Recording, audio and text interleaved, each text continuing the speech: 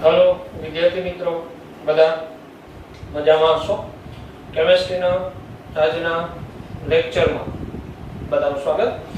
आजनो आपणो lecture number घन अवस्था चेप्टरमां लेक्चर नंबर 5 छेल्ले आपणे लेक्चर नंबर 4 मां एकम कोष जेते एकम कोषमां परमाणुनी संख्या કેટલી હોય એની ગણતરી કરેલી હતી। એકમ કોષના પ્રકારો જેતે એકમ કોષમાં પ્રતિ એકમ કોષ દીઠ ઘટક કણો અથવા પરમાણુની સંખ્યા કેટલી હોય એ આપણે જોયું હતું।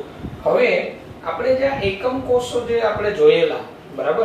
હવે આવા જે એકમ કોષો હોય એની સ્ફટિક પ્રણાલી એની અંદર જે આપણે ધાર જોઈતી A B C આ ધારના માપ અને એમાં રહેલા ખૂણાઓ આલ્ફા બીટા અને ગામા ખૂણાઓ જુદા હોય બરાબર। મુખ્યત્વે 7 સ્ફટિક પ્રણાલીઓ કઈ એ આપણે જોવાની અને એ 7 સ્ફટિક પ્રણાલીઓમાં शक्य डेविएशन शक्य विचलन पॉसिबिलिटी कया कया गोठवणीनी रे आम टोटल 14 ब्रेविस लेटिस ની શક્યતાઓ જે આપણે જોવાની કઈ રીતે 14 બ્રેવિસ લેટિસ થાય એટલે આ ધારની લંબ ધારના માપ A B C અને ખૂણાઓ આલ્ફા બીટા અને ગામા ને આધારે આજે शक्य विचलन मालूम पड़े। 14 ब्रेविस लेटिस छे વધુમાં વધુ થઈ શકે એવું બ્રેવિસ નામના વૈજ્ઞાનિકે કીધેલું છે। અહીંયા તમને પેલા કોષ્ટક સમજાવું પછી આપણે એની રચનાઓ જોઈશું સ્ફટિક પ્રણાલીની અને કોષ્ટક આપણે યાદ રાખીશું। એમસીક્યુ માટે ઇમ્પોર્ટન્ટ છે કોષ્ટક। એમસીક્યુ કોમ્પિટિટિવ માં આવેલા છે અને આપણે રૂટીન બોર્ડ એક્ઝામમાં જે એમસીક્યુ હોય એમાં પણ આવી શકે ગુજકેટમાં પણ આવી શકે। કોષ્ટક ઇમ્પોર્ટન્ટ છે। પહેલા આપણે કોષ્ટક સમજી લઈએ અને પછી કોષ્ટક યાદ કઈ રીતે રાખવું મોટા ભાગે એ આપણે જોઈએ। ઓકે તો આપણે 7 આદિ એકમ કોષ બરાબર એટલે 7 સ્ફટિક પ્રણાલી અને એની અંદર શક્ય ડેવિએશન એટલે 7 આદિ એકમ કોષ અને તેમના કેન્દ્રિત એકમ કોષોમાં શક્ય વિચલન ટોટલ 7 સ્ફટિક પ્રણાલી બરાબર। સ્ફટિક પ્રણાલી તો સમગણીય બરાબર સમગણીય ક્યુબિક સ્ફટિક પ્રણાલી હોય એમાં શક્ય ડેવિએશન તો આદિમ તો તમે જોશો ને તો બધામાં ગોઠવણી શક્ય હશે આદિમ બરાબર છે। આ સિવાય સમગણીયમાં અંતઃ કેન્દ્રિત ફલક કેન્દ્રિત આ પ્રકારની ગોઠવણીઓ પોસિબલ બને। મેથેમેટિકલી અભ્યાસને આધારે આપણે બ્રેવિસ નામના વૈજ્ઞાનિકે આપેલું છે જે આપણે યાદ રાખવાનું છે। ઓકે તો સમગણીય એમાં શક્ય 3 વિચલન આદિમ અંતઃ કેન્દ્રિત ફલક કેન્દ્રિત એટલે સ્ફટિક પ્રણાલી કેવી સમગણીય પણ એની અંદર કેવી ગોઠવણી કેવા એકમ કોષ તો આદિમ અંતઃ કેન્દ્રિત ફલક કેન્દ્રિત એવી પોસિબિલિટી। અક્ષીય અંતર અથવા ધારની લંબાઈ તો ત્રણેય ધાર સમાન A બરાબર B બરાબર C। અક્ષીય ખૂણા તો આલ્ફા બીટા અને ગામા ત્રણેય સરખા અને ત્રણેય 90 બરાબર। આ પ્રકારના અક્ષીય ખૂણા આ પ્રકારની સ્ફટિક પ્રણાલી કેમાં જોવા મળે તો sodium chloride zinc blend ZnS બરાબર। ZnS ના બે સ્વરૂપ એક આ ઝિંક બ્લેન્ડ અને વુડસાઇટ આવશે એની આપણે વાત કરીશું। એમાંનું ઝિંક બ્લેન્ડ ઘન સ્ફટિક પ્રણાલી ધરાવે cubic copper potassium chloride diamond આ સિવાય ગોલ્ડ બરાબર સિલ્વર વગેરે આ પ્રકારની સ્ફટિક પ્રણાલી ધરાવે FeAl ઓકે સમગણીય। પછી ચતુષ્કોણીય ગુજરાતીમાં કહેવાય ટેટ્રાગોનલ તો ટેટ્રાગોનલ સ્ફટિક પ્રણાલી એમાં શક્ય ડેવિએશન બરાબર તો આદિમ અને અંતઃ કેન્દ્રિત એમાં ધારની લંબાઈ A બરાબર B not equal to C A અને B સરખી હોય પણ C સરખી ન હોય। ખૂણા આલ્ફા બરાબર બીટા બરાબર ગામા એટલે ત્રણેય સરખા અને ત્રણેય 90 ના ખૂણા હોય। આ પ્રકારની ગોઠવણી સફેદ tin SnO2 TiO2 titanium dioxide TiO2 ને ખનિજ નામ રૂટાઇલ પણ કહેવાય। કેવું નામ કહેવાય રૂટાઇલ। કેલ્શિયમ સલ્ફેટ CaSO4 એ ટેટ્રાગોનલ સ્ફટિક પ્રણાલી ધરાવે ને ટેટ્રાગોનલ ત્યારબાદ ઓર્થોરોમ્બિક સ્ફટિક પ્રણાલી બરાબર। ઓર્થોરોમ્બિક તો ઓર્થોરોમ્બિક સ્ફટિક પ્રણાલી હોય એમાં શક્ય ચારે ચાર વિચલન આદિમ અંતઃ કેન્દ્રિત ફલક કેન્દ્રિત અને અંત કેન્દ્રિત। આપણે જે 7 સ્ફટિક પ્રણાલી જોશું એમાંની એક જ એવી સ્ફટિક પ્રણાલી કે જેમાં ચારે ચાર શક્ય વિચલન જોવા મળે બરાબર। એકમ કોષ આદિમ અંતઃ કેન્દ્રિત ફલક કેન્દ્રિત અને અંત કેન્દ્રિત A not equal to B not equal to C બરાબર। ત્રણેય ધાર સરખી ન હોય ત્રણેય ખૂણા સરખા હોય, ત્રણેય 90 ના હોય, આ પ્રકારની તો રોમ્બિક sulphur S8, potassium nitrate KNO3 જે સુરો ખાર તરીકે ઓળખાય, BaSO4, K2SO4, PbCO3, CaCO3. અહીંયા મેં થોડાક એક્સ્ટ્રા નામે આપેલા છે, તમારે પેલા ટેક્સ્ટ બુક ની અંદરના જે ઉદાહરણ છે વ્યવસ્થિત કરી નાખવાના, કારણ કે આમાંથી ડાયરેક્ટ એવા MCQ બને. રોમ્બિક સલ્ફર કયા પ્રકારની સ્ફટિક પ્રણાલી ધરાવે, તો આપણે ખબર હોવી જોઈએ. રોમ્બિક, એમાં તો રોમ્બિક શબ્દ આવે છે એટલે ઓર્થોરોમ્બિક પ્રકારની ગોઠવણીનું નામ છે, બરાબર. BaSO4 કેવા પ્રકારની સ્ફટિક પ્રણાલી ધરાવે, તો ઓર્થોરોમ્બિક પ્રકારની. આ ઉપરાંત ઓર્થોરોમ્બિકમાં શક્ય વિચલન કયા કયા, તો આદિમ, અંતઃ, ફલક અને અંત, ચારે ચાર શક્ય, બરાબર છે. ઓર્થોરોમ્બિકમાં ધારની લંબાઈ અથવા અક્ષીય અંતર, તો A0 = B0 = C. ત્યારબાદ હેક્સાગોનલ સ્ફટિક પ્રણાલી, ષટકોણીય સ્ફટિક પ્રણાલી, તો એક જ શક્ય પોસિબિલિટી આદિમની, એમાં A = B ≠ C, બરાબર. A અને B સરખા હોય પણ C સરખો ન હોય. હેક્સાગોનલ સ્ફટિક પ્રણાલી આપણે આકૃતિ જોશું ખબર પડશે. હાઈટ હોય ને હેક્સાગોનલમાં એ ડિફરન્ટ હોય. આલ્ફા અને બીટા 90 હોય પણ ગામા = 120 હોય. હેક્સાગોનલમાં ગામા હોય એ એંગલ 120 હોય, આકૃતિમાં આપણે જોશું. Graphite, ZnO, CdS, AgI, PbI2, magnesium, zinc, cadmium, આ બધા હેક્સાગોનલ સ્ફટિક પ્રણાલી ધરાવે. એવો MCQ બને, ગ્રેફાઇટમાં અક્ષીય અંતર કેવા હોય, તો A = B ≠ C. ગ્રેફાઇટમાં આલ્ફા બીટા ગામા એંગલ, તો આલ્ફા અને બીટા સરખા હોય, બંને 90 ના, ગામા કેવા હોય 120. પછી રોમ્બોહેડ્રલ સ્ફટિક પ્રણાલી, રોમ્બોહેડ્રલ અથવા ટ્રાયગોનલ અને ગુજરાતીમાં ત્રિકોણીય પણ બોલાય.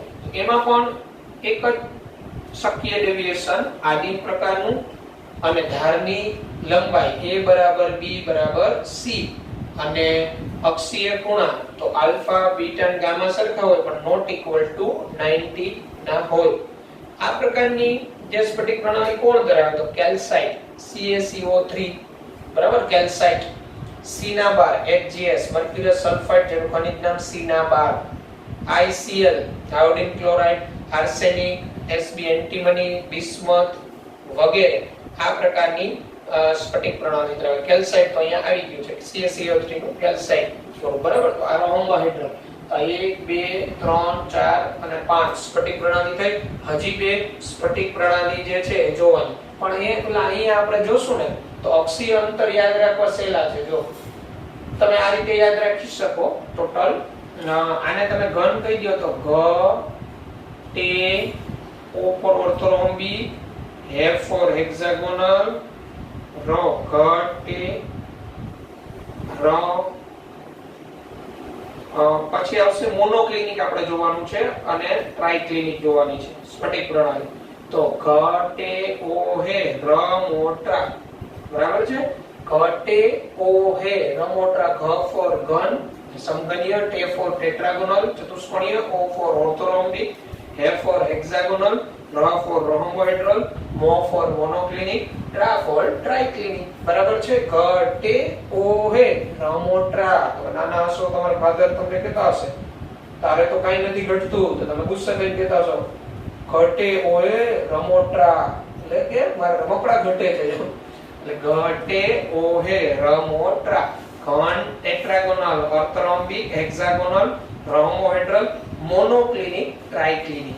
હવે જો આ સાત સ્ફટિક પ્રણાલી એમાં અક્ષીય અંતર આપણે યાદ રાખવા સહેલા. જો ઘ T O હે રમોટ્રા આ રીતે યાદ રાખો તો પેલું ઘ A = B = C, પછી A = B not equal to C, A not equal to B not equal to C, અહીંયા અટકો. પછી અહીંથી પાછું આમ ઉલટું રિપીટ કરવાનું. જો આ અહીં રિપીટ થયું A = B not equal to C, આ પાછું અહીંયા રિપીટ થયું A = B = C. અને પછીની જે છે મોનોક્લિનિક અને ટ્રાઇક્લિનિક, તો એમાં A not equal to B not equal to C, બંનેમાં A not equal to B not equal to C, બરાબર છે. તો આપણે હવે પછીની જોઈએ મોનોક્લિનિક અને ટ્રાઇક્લિનિક સ્ફટિક પ્રણાલી, બરાબર છે. મોનોક્લિનિક અને ટ્રાઇક્લિનિક માટે તો જો મોનોક્લિનિકમાં બે શક્ય વિચલન આદિમ અને અંત કેન્દ્રિત, છેડો કેન્દ્રિત બોલાય. A not equal to B not equal to C આ બંનેમાં ટ્રાઇક્લિનિકમાં ફક્ત એક જ પોસિબલ આદિમ પ્રકારની ગોઠવણી અને મોનોક્લિનિકમાં આલ્ફા બરાબર ગામા બરાબર 90 હોય, મોનોક્લિનિકમાં beta not equal to 90. Alpha ને ગામા ખૂણો સરખો 90 નો, બીટા 90 નો ન હોય. અને ટ્રાઇક્લિનિકમાં આલ્ફા બીટા અને ગામા ત્રણેય ખૂણા સરખા ન હોય, ત્રણેય 90 ના ન હોય. મોનોક્લિનિક સલ્ફર Na2SO4 10H2O આ મોનોક્લિનિક સ્ફટિક પ્રણાલી ધરાવતા ઘન, જ્યારે K2Cr2O7 CuSO4 5H2O અને H3BO3 બોરિક એસિડ આ બધા ટ્રાઇક્લિનિક સ્ફટિક પ્રણાલી ધરાવતા. એટલે ઉદાહરણ પરથી નહીં તમને પૂછે કે આ કઈ સ્ફટિક પ્રણાલી ધરાવે. એટલે ધારના માપ યાદ રાખવા સહેલા છે.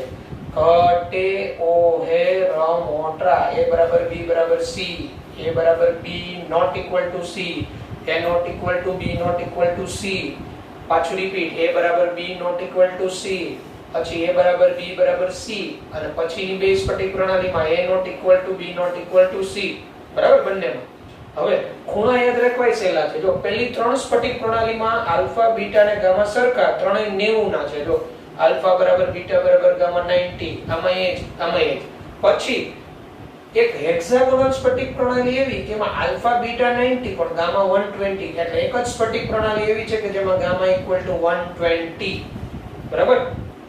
એ પછી રોમ્બોહેડ્રલમાં આલ્ફા બીટા અને ગામા સરખા નોટ ઇક્વલ ટુ 90, અને મોનોક્લિનિક એક એવી સ્ફટિક પ્રણાલી જેમાં આલ્ફા ને ગામા બંને 90 પણ બીટા નોટ ઇક્વલ ટુ 90. અને છેલ્લી જે સ્ફટિક પ્રણાલી છે ટ્રાઇક્લિનિક, એમાં alpha not equal to beta not equal to gamma not equal to 90. એટલે એંગલ તમે સરળતાથી યાદ રાખી શકો આ રીતે. પછી શક્ય વિચલન યાદ રાખી શકો. બધામાં આદિમ તો છે શક્ય વિચલન, ઘટે ઓએ રમોટ્રા સાથે સાથ સ્ફટિક પ્રણાલીમાં આદિમ તો છે જ. હવે જોવાનું એક જ એવી સ્ફટિક પ્રણાલી જેમાં ચારે ચાર શક્ય વિચલન, કઈ ઓર્થોરોમ્બિક, આદિમ, અંતકેન્દ્રિત, ફલક કેન્દ્રિત ને અંત કેન્દ્રિત ગોઠવણી એક જ એવી છે. બરાબર. પછી એક જ એવી સ્ફટિક પ્રણાલી ઘન જેમાં ત્રણ છે, આદિમ, અંતકેન્દ્રિત અને ફલક કેન્દ્રિત, ત્રણ. જ્યારે ટેટ્રાગોનલ અને મોનોક્લિનિકમાં બેયમાં આદિમ તો છે, ટેટ્રાગોનલમાં અંતઃકેન્દ્રિત BCC અને મોનોક્લિનિકમાં અંત છેડો કેન્દ્રિત. બાકીના બધામાં આદિમ જ છે. આદિમ તો બધામાં છે. બરાબર છે. એટલે આ રીતે આપણે યાદ રાખીશું. ઉદાહરણ આપણે ટેક્સ્ટ બુક ના જાય ભાઈ પહેલા વ્યવસ્થિત કરી લેવાના, પછી બાકીના ઉદાહરણ. એટલે આ જે કોષ્ટક છે MCQ માટે પૂછી શકાય કોણ કેવી સ્ફટિક પ્રણાલી ધરાવે. બરાબર છે. આ ધારની લંબાઈ અને અક્ષીય ખૂણાને આધારે આ જે શક્ય વિચલન જોવા મળે, આ 14 શક્યતાઓ છે. જો 1 2 3 4 5 6 7 8 9 10 11 12 13 અને 14 બ્રેવિસ લેટિસ. અને સ્ફટિક પ્રણાલી કેટલી? 7 પ્રકારની સ્ફટિક પ્રણાલી. આ જે સ્ફટિક પ્રણાલી ધારની આ જે કાંઈ માપ હોય અને ખૂણાઓને આધારે પડેલી છે. ઓકે, તો આ રીતે આ કોષ્ટક વ્યવસ્થિત પ્રિપેર કરી લેવાનો. તમને આ બધાની આકૃતિઓ ટેક્સ્ટ બુકમાં જે આપેલી છે, આકૃતિઓ તમે જોશો એટલે ઓટોમેટિક આ ખ્યાલ આવી જશે. 7 સ્ફટિક પ્રણાલીની આકૃતિઓ જે છે એ વ્યવસ્થિત જોઈ લેવાની. ઓકે, તો આ રીતે તમે 7 સ્ફટિક પ્રણાલીની ફિગર જોશો. બરાબર. તો જો સમગણ્ય આ પ્રકારની સ્ફટિક પ્રણાલી, પછી આની અંદર શક્ય, આદિમ, અંતકેન્દ્રિત અને ફલક કેન્દ્રિત એ પ્રકારની ગોઠવણી બને. બરાબર. સમગણ્ય આ રીતે ત્રણેય ખૂણા 90 ના સરખા અને ત્રણેય ધાર લંબાઈ પહોળાઈ ઊંચાઈ સરખી હોય. A બરાબર B બરાબર C. આપેલ રચના છે ટેટ્રાગોનલ, ચતુષ્ફલકીય તરીકે ઓળખવામાં આવે. ટેટ્રાગોનલ A B પણ C છે ને, આમ છે ઊંચાઈ બદલી ગઈ. A બરાબર A અને B સરખી હોય પણ હાઈટ બદલાઈ ગઈ. Not equal to C. ત્રણેય ખૂણા 90 ના ઇક્વલ. ટેટ્રાગોનલ. ઓર્થોરોમ્બિક માં તમે જોઈ શકો લંબાઈ પહોળાઈ ઊંચાઈ different. A not equal to B not equal to C. Beta, alpha અને ગામા ત્રણેય ઇક્વલ અને 90 ના. આ પ્રકારની મેચ બોક્સ જેવી આપણે માચિસ જોતા હશો. બરાબર છે. મેચ બોક્સ જેવી રીતના ઓર્થોરોમ્બિક. દિવાસળી જે બોક્સ આવે દિવાસળીનું એના જેવું. હેક્સાગોનલ ષટકોણીય. તો હેક્સાગોનલમાં તમે જોઈ શકો આ બીટા 90, આ આલ્ફા ખૂણો 90 નો, પણ આ જે હેક્સાગોનમાં આ જે ખૂણો હોય, 120 નો હોય અને a ને b સરખા હોય, a બરાબર b આ સરખા, હાઈટ બદલાઈ ગઈ, નોટ ઇક્વલ ટુ c. બરાબર છે. હેક્સાગોનલ પછી રહોમ્બોહેડ્રલ. તો રહોમ્બોહેડ્રલ માં આલ્ફા, બીટા અને ગામા ત્રણેય ખૂણા સરખા હોય પણ નોટ ઇક્વલ ટુ 90, થોડા 90 કરતા વધારે હોય અને a બરાબર b બરાબર c, લંબાઈ પહોળાઈ ઊંચાઈ સરખી હોય. રહોમ્બોહેડ્રલ સ્ફટિક પ્રણાલી આ પ્રકારની. મોનોક્લિનિક આ પ્રકારની સ્ફટિક પ્રણાલી ગોઠવણી, એમાં a, b અને c તમે જોઈ શકો નોટ ઇક્વલ ટુ, સરખા નથી લંબાઈ પહોળાઈ ઊંચાઈ. એમાં આલ્ફા ખૂણો ગામા ખૂણો 90 ના હોય, જ્યારે બીટા નોટ ઇક્વલ ટુ 90, થોડો આ રીતે ફેલાયેલો હોય. બરાબર. અને ટ્રાઇક્લિનિકમાં તમે જોઈ શકો રચના, ટ્રાઇક્લિનિકમાં પણ alpha not equal to beta not equal to gamma not equal to 90, ત્રણેય ખૂણા છે સરખા ન હોય, ત્રણેય 90 ના ન હોય અને ત્રણેય ધાર a not equal to b not equal to c. તો આ એ જે 7 સ્ફટિક પ્રણાલી છે, આ 7 પછી આ 7 સ્ફટિક પ્રણાલીમાં શક્ય ડેવિએશન થાય, શક્ય પોસિબિલિટી એકમ કોષની એવી થઈને 14 શક્યતાઓ બ્રેવિસ લેટિસની બને. બરાબર છે. તો તમારે એક કોષ્ટક વ્યવસ્થિત યાદ રાખી આ ફિગર ડ્રો કરી લેવાની સ્ફટિક પ્રણાલીની, અને ફિગર આપેલી હોય તો ઓળખતા આવડવું જોઈએ. ઓકે. તો ત્યારબાદ આગળ વધીએ. તો હવે સ્ટુડન્ટ આપણે ક્લોઝ પેક રચના જોવાની છે. ક્લોઝ પેક રચના, જેને શુદ્ધ ગુજરાતીમાં આપણે ટેક્સ્ટબુકમાં સંવૃત સંકુલિત રચનાઓ એવો શબ્દ વાપરેલો છે. સંવૃત સંકુલિત રચનાઓ. આ સંવૃત સંકલન કોને કહેવાય? તો ઘન સ્ફટિકમાં ઘટક કણો હોય, અણુ, પરમાણુ કે આયનોની શક્ય એટલું નજીકમાં નજીક ગોઠવણી થવી, એને ક્લોઝ પેકિંગ કહેવાય. નજીકમાં નજીક ગોઠવણી, ક્લોઝ, નજીકમાં નજીક ગોઠવણી થવી, સંવૃત સંકલિત રચનાઓ. તો સ્ટુડન્ટ તમે વિચારો જી, કોઈ પણ ઘન સ્ફટિકમાં એવું બનવાનું કે 100% એ ઘન સ્ફટિકની અંદર જેટલું કદ હોય ઘનનું પેક થઈ જાય. બરાબર. આ ઉપરાંત એમાં શક્ય ઘટક કણોની ગોઠવણી કેવી બની શકે? તો આપણે એવું વિચારી શકીએ, એક બોક્સમાં અથવા અહીંયા તમારી સામે હું અહીંયા આ એક સિમ્પલ આપણે ઘન સમઘન વિચારવાનો, આપણે એની અંદર જ આ રીતના વિચારવાનો. આ તમને દેખાય એટલે મેં થોડું વિઝિબલ લીધેલું છે. હવે આ પાત્રની અંદર ઘટક કણો છે, આ ગોળાઓ બધા ઘટક કણો કહેવાય.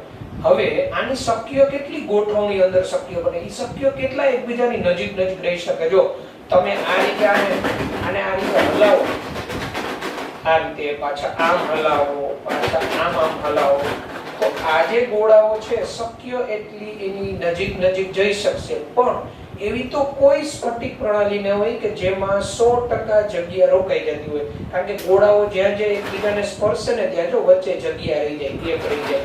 બરાબર. એને અવકાશ અથવા ખાલી જગ્યા કહેવાય.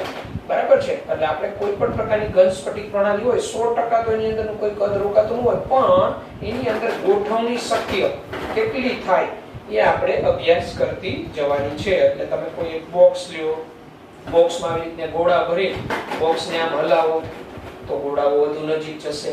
પાછું થોડું આનું વ્યવસ્થિત કરશો તો પાછી થોડી જગ્યા હશે. એમ શક્ય એટલા ઘટક કણો એકબીજાની નજીક જાય એમ આપણે વિચારી શકીએ. હવે અહીંયા આપણે તો એ રીતે સંવૃત સંકલન રચનામાં પ્રકારમાં જોતા જઈએ. પહેલા એક પરિમાણમાં ક્લોઝ પેકિંગ રચના, એક પરિમાણમાં. બરાબર. એક પરિમાણમાં ક્લોઝ પેક રચનામાં કેવું હોય? તો ગોળાઓ છે ને એક જ હરોળમાં ગોઠવાય. એક પરિમાણ ક્લોઝ પેકિંગમાં ગોળાઓ એક જ હરોળમાં ગોઠવાય જોઈએ. તો એક પરિમાણમાં ક્લોઝ પેકિંગ અથવા એક પરિમાણમાં સંવૃત સંકલન. તો એક પરિમાણમાં એટલે આ રીતે આકૃતિ અહીંયા તમને દેખાય છે આ મુજબ ગોળાઓ એક જ હરોળમાં, વન ડાયમેન્શનમાં એક જ હરોળમાં પાસ આ રીતે ગોઠવણી, 1 2 3 4 અસંખ્ય ગોળાઓ એકબીજા સાથે એક જ હરોળમાં ગોઠવાયેલા હોય. આ રીતે આ તમને જે હરોળ દેખાય છે આ રીતે ગોળાઓ, આ રીતે ગોળાઓ એક જ હરોળમાં 1 2 3 4 અસંખ્ય એક પરિમાણમાં સંવૃત સંકલન. તો એક પરિમાણમાં સંવૃત સંકલનમાં શું થાય? તો એક જ સીધી રેખામાં એક જ હરોળમાં ગોળાઓ ગોઠવાયેલા હોય, આકૃતિમાં દર્શાવ્યા મુજબ. હવે આની અંદર કેવું થાય? આ ગોળો એને આસપાસ સ્પર્શતા અન્ય ગોળાની સંખ્યા, એને એનો સવર્ગાંક કહેવાય. એટલે ઘટક કણ એને સ્પર્શતા આસપાસના ગોળાની સંખ્યા એનો સવર્ગાંક કહેવાય. તો આમાં ગોળાનો સવર્ગાંક કેટલો આવે? 2. હવે ઘણા લોકો એમ કે આની આસપાસ ક્યાં 2? પણ આ તો આપણે એક સિમ્પલ આ તો છેડા સિવાયના આંતરિક રચનામાં જોવાનું સવર્ગાંક કેટલો થાય? 2. તો આ એક ગોળો એને કેટલા ગોળા સ્પર્શે? આ 1 અને 2. તો આનો સવર્ગાંક કેટલો? 2. આમ એક પરિમાણ સંવૃત સંકલનમાં ગોળાનો સવર્ગાંક કેટલો થાય? 2. Coordination number. બરાબર. એક ગોળાને સ્પર્શતા અન્ય ગોળાની સંખ્યા. તો જવાબ શું આવે? 2. એટલે આ MCQ માં પૂછી શકાય. એક પરિમાણમાં સંવૃત સંકલન. બરાબર છે. આ રીતે ગોઠવણી એક જ હરોળ. ઓકે. ત્યારબાદ દ્વિપરિમાણમાં સંવૃત સંકલન 2 ડાયમેન્શનલમાં ક્લોઝ પેક રચના. તો 2 ડાયમેન્શનલમાં ક્લોઝ પેક રચનામાં બે પ્રકાર પડશે ગોળાઓની ગોઠવણીને આધારે. એમાંની પહેલી આવશે દ્વિપરિમાણમાં ગોળાઓનું ચોરસ સંવૃત સંકલન. એટલે અંદરનું ગોળાઓની પેટર્ન જે બને ને ચોરસ પ્રકારની બને. તો આ કઈ રીતના બને? એક આ પ્રકારની ગોઠવણી. જો આ એક પરિમાણમાં આ જે ગોઠવણી છે આને આપણે એ પ્રકારની ગોઠવણી કહીએ. એ પ્રકાર. તો આ રીતે એ પ્રકારની ગોઠવણી થઈને ગોળાઓ ગોઠવાય. હવે એમાં દ્વિપરિમાણમાં તો સેમ આ જે ગોઠવણી આવી એક્ઝેક્ટ એમાં ગોળા ઉપર ગોળા ગોઠવતા જવાના. આ ગોળા ઉપર ગોળા આમ તમે ગોઠવા. હવે એક્ઝેક્ટ ઉપર આ રીતે ગોળા ઉપર થપ્પી કરતી જવાની. હવે આને તમે એ પ્રકારની ભાત કયો. આ જે ગોઠવણી છે એને એ પ્રકારની કયો તો એક્ઝેક્ટ એના ઉપર જો એના જેવી જ ગોઠવણી આવે છે તો એને એ પ્રકારની કહેવાય. આ રીતે એ પ્રકારની થપ્પી કરતા જઈએ પેટર્ન. તો આ પ્રકારનું જે સંવૃત સંકલન થાય એમાં તમે જોશો તો એક ગોળાને નજીકના 4 ગોળાઓ સ્પર્શતા હોય અને 4 ગોળાના કેન્દ્રને તમે સીધી રેખા વડે જોડો તો તમને આ રીતે એક ચોરસ જોવા મળે. અને ચોરસ દ્વિપરિમાણમાં ચોરસ સંવૃત સંકલન અથવા દ્વિપરિમાણમાં ચોરસ ક્લોઝ પેક રચના કહેવાય. 2 ડાયમેન્શનલમાં આમાં ગોળાનો સવર્ગાંક 4 થાય. કારણ કે આ ગોળાને તમે લ્યો તો એને નજીકના 4 ગોળાઓ સ્પર્શે છે. આમ તમે આ રીતે આની અંદર જે થાય ક્લોઝ પેકિંગ ચોરસ પ્રકારનું થાય. અને આ એ પ્રકારની થપ્પી દ્વિપરિમાણમાં ટૂંકમાં કહીએ તો આ રીતે ગોઠવણી તમે જોઈ શકો. આ ગોળા ઉપર ગોળો આ રીતે થપ્પી કરતી જવાની. એ પ્રકારની થપ્પી. આમાં આ ગોળાનો સવર્ગાંક જે અહીંયા તમે જોશો તો 4 થાય. આ ગોળાને નજીકના 4 ગોળાઓ સ્પર્શે. આ ગોળાને નજીકના 1 2 આ ગોળાને 1 2 3 4 ચોરસ રીતે સ્પર્શે. આમાં પ્રત્યેક ગોળાનો સવર્ગાંક કેટલો હોય? 4. અને દ્વિપરિમાણમાં ગોળાઓનું ચોરસ સંવૃત સંકલન કહેવાય. હવે આપણે ષટકોણીય સંવૃત સંકલન જોઈએ. તો ત્યારબાદ ષટકોણીય સંવૃત સંકલન. તો ષટકોણીય સંવૃત સંકલન દ્વિપરિમાણમાં.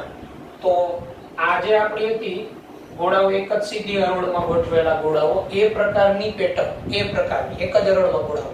હવે જ્યાં આ બે ગોળાઓ સ્પર્શે છે, આ બે ગોળા જ્યાં સ્પર્શે છે એની વચ્ચે જગ્યા રહે ને એના ઉપર ગોળા ગોઠવતા જવાના. આ રીતે આ આપણી એ પ્રકારની પેટર્ન. હવે અહીંયા આ બે ગોળા એકબીજાને સ્પર્શે અને આ જગ્યા રહે ને એના ઉપર ગોળા ગોઠવતા જવાના. અહીંયા પછી અહીંયા એમ આખી પેટર્નમાં.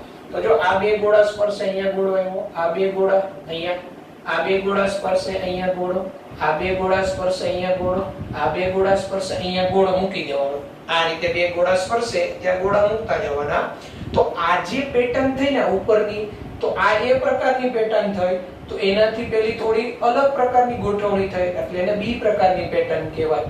હવે પાછું એ જ કરવાનું. અહીંયા બે ગોળા એકબીજાને સ્પર્શે વચ્ચે જગ્યા એના ઉપર ગોળા ગોઠવતા જવાના. આ બે ગોળા સ્પર્શે વચ્ચે જગ્યા એના ઉપર ગોળા. બે ગોળા સ્પર્શે અહીંયા જગ્યા એના ઉપર ગોળા. તો આ જે થપ્પી થશે ત્રીજી એ પાછી આ એ પ્રકારની રિપીટ જ થશે. આમ આ રીતે AB પ્રકારની થપ્પી કરતા જઈએ અને જે આખી ક્લોઝ પેક રચના દ્વિપરિમાણમાં તૈયાર થાય એ ષટકોણીય ક્લોઝ પેક એટલા માટે કહેવાય કે એમાં આ એક ગોળો હોય, આ એક ગોળો એની આસપાસ એને 6 ગોળા સ્પર્શતા હોય. આ 1 2 3 4 5 અને 6. એ 6 ગોળાના કેન્દ્રને તમે જોડો એટલે હેક્સાગોન તૈયાર થાય, ષટકોણ તૈયાર થાય.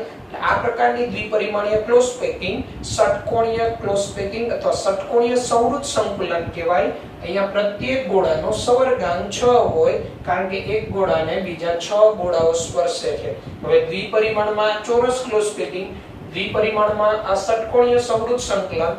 તો તમને આમાંથી ખબર પડી જાય, જો આ બે પ્રકારની ગોઠવણીમાંથી કઈ ગોઠવણીમાં ગોળાઓ વધુ નજીક ગોઠવાય છે, તો આમાં વધુ નજીક ગોઠવાય, આમાં અવકાશ ઓછો રહે છે. જો આ જગ્યા ઓછી રહે છે, આમાં જગ્યા વધારે રહે છે. અને દ્વિપરિમાણમાં ગોળાના ચોરસ સંવૃત સંકલન કરતા આ ષટકોણીય સંવૃત સંકલન થાય ને, આ રચના વધુ દ્રઢ અને મજબૂત હોય. આ દ્વિપરિમાણમાં AB પ્રકારની થપ્પી થાય દ્વિપરિમાણમાં, તો ષટકોણીય સંવૃત સંકલન થાય, પ્રત્યેક ગોળાનો સવર્ગાંક 6 હોય. આ રીતે દ્વિપરિમાણમાં સંવૃત સંકલન. હવે પછી આવે છે ત્રિપરિમાણીય સંવૃત સંકલન. એ ત્રિપરિમાણીય સંવૃત સંકલન આપણે હવે આના પછીના લેક્ચરમાં જોશું. તો અહીંયા સુધી રાખીએ આજના લેક્ચરમાં, પછી આપણે આગળ વધીશું. અને આજે જે આપણે અભ્યાસ કરેલો વ્યવસ્થિત તમે લખીને તૈયાર કરી નાખશો. Okay, good bye, take care.